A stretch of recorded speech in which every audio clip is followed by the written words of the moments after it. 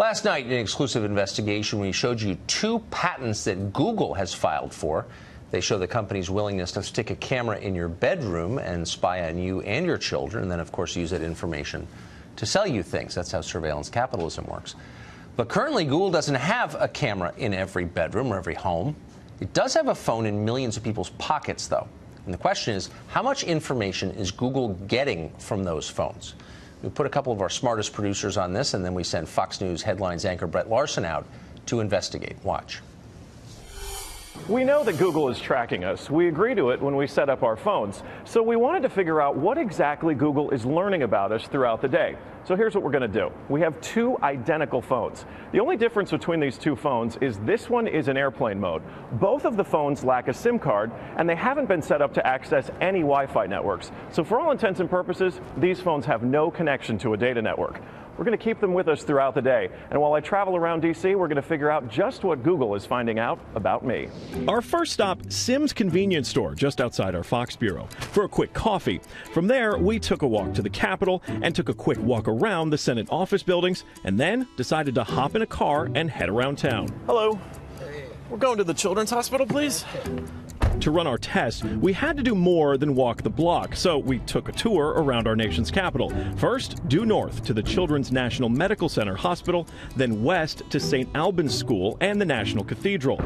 Our tour around town was a 14-mile journey that lasted more than an hour. The entire time, the phones had no access to the internet. Oh my goodness. Not a Wi-Fi connection and not any cellular data service. It almost seemed quaint to assume that Google wouldn't even be able to collect data on me. Let's head back to the bureau, my friend. Oh, that church is beautiful. Google's business model is simple. Collect data on its users and then use that data to sell targeted ads. It's a business model called surveillance capitalism. But does that critical data collection work even when your phones aren't connected? So we're back here at our Fox Bureau in D.C., and we've got both of our phones exactly how we left with them. The only difference, really, I snapped a couple of bad selfies at the National Cathedral.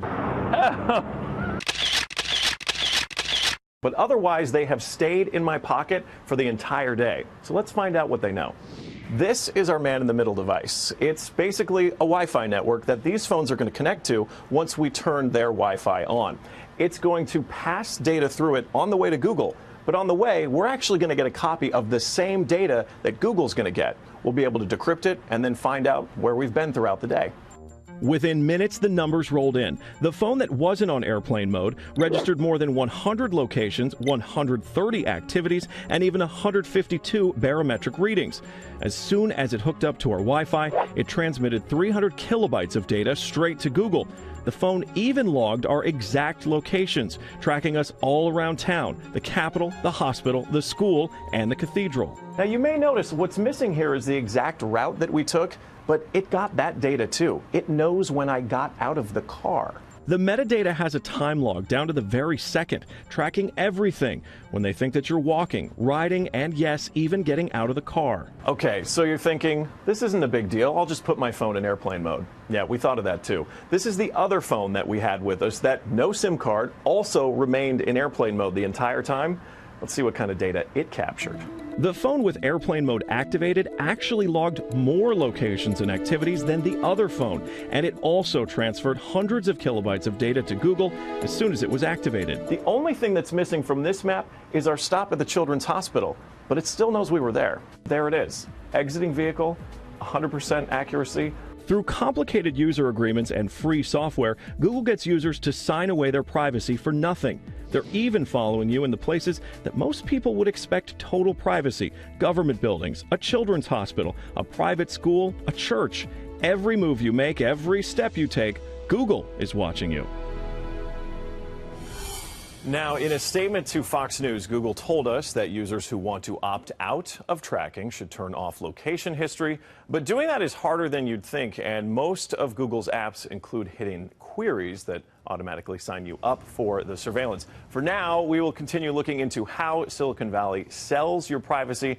But until then, just remember, when you're using a free online service, you're probably not the customer. You're actually the product. Tucker? Shocking. With Yeah. airplane mode on, they are still following everything you do, and it automatically updates them. Well, I can't wait to find out what they do with all that data. Brett, thank you for that. It was a great report. Thanks, Tucker.